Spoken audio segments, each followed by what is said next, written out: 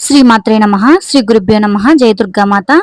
జై శ్రీమన్నారాయణ. అందరూ కూడా ఎలా ఉన్నారండి? అందరూ కూడా ఆ అమ్మవారి ఆశీస్సులతో సుఖంగా, సంతోషంగా, ఆనందంగా, ఆరోగ్యంగా ఉండాలని ఆ అమ్మవారి తరపున నేను కూడా కోరుకుంటున్నాను. అలాగే దుర్గా సేవ చేయాలనుకునే ప్రతి ఒక్కరు కూడా ఈ సందేశాన్ని లైక్ చేసి జై దుర్గామాత లేదంటే జై గణేష్ అని కమెంట్ చేయండి. ఇలా చేయడం వల్ల ఈ సందేశం మరికొంతమందికి చేరుతుంది. మీరు కూడా సేవలో పాల్గొన్నట్టు అవుతుంది. ఈ రోజు మీ ముందుకి ఆ అమ్మవారి ఆశీస్సులతో, గణేషుని ఆశీస్సులతో ఒక అద్భుతమైన పరిహారాన్ని తీసుకొచ్చానండి.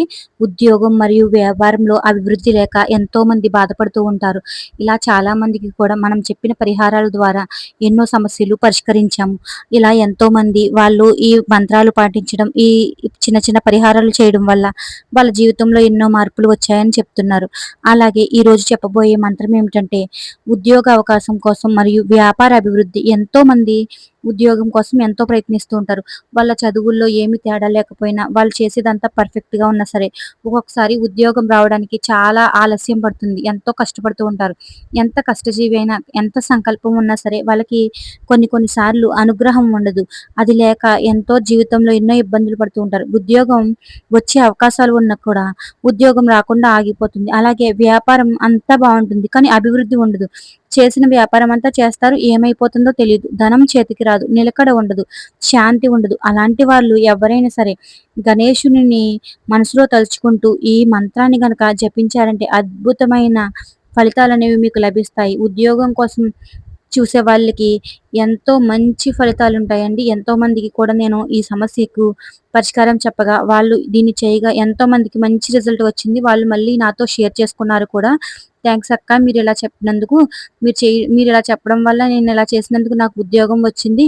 అలాగే వ్యాపారం సమస్య ఉన్న వాళ్ళు కూడా మేము ఇది చేయగానే, ఈ మంత్రాన్ని జపించగా, మేము ఇలా చేస్తే మీరు చెప్పినట్టు చేయగా మంచి అభివృద్ధి అనేది మా వ్యాపారంలో కలిగింది. ఇప్పుడు ఎంతో సంతోషంగా ఉన్నాము.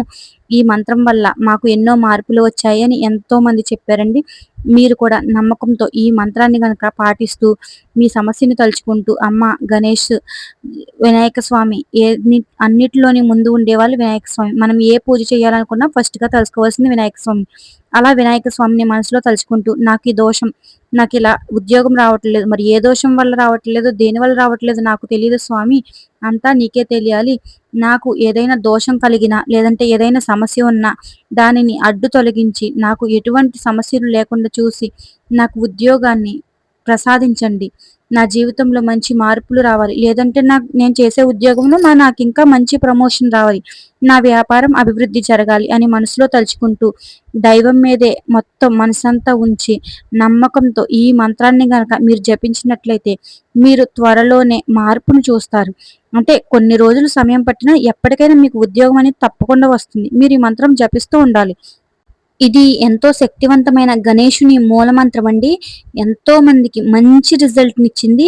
11 సార్లు వినండి, లేదంటే 11 సార్లు మీరు జపించండి. గణేశుని తలుచుకుంటూ, నాకు ఈ ఉద్యోగం రావాలి, లేదంటే నేను చేసే ఈ ఉద్యోగంలో నాకు మంచి ప్రమోషన్ రావాలి వినాయక స్వామి అని నమ్మకంతో అనుకుంటూ ఈ గణేశుని మూలమంత్రాన్ని జపించండి. ఆ మంత్రం ఇదే. ఒక్కసారి నమ్మకంతో శ్రద్ధగా వినండి.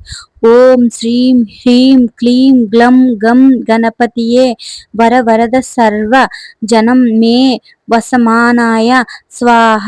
ఓం శ్రీం హ్రీం క్లీం గ్లం గం గణపతియే వరవరద సర్వజనం మే వసమానాయ స్వాహ. ఓం శ్రీం హ్రీం క్లీం గ్లం గం గణపతియే వరవరద సర్వజనం మే వసమానాయ స్వాహ. నమ్మకంతో ఆ గణేశుని ఆశీస్సులు మీకు ఉంటాయి. నమ్మకంతో జపించండి.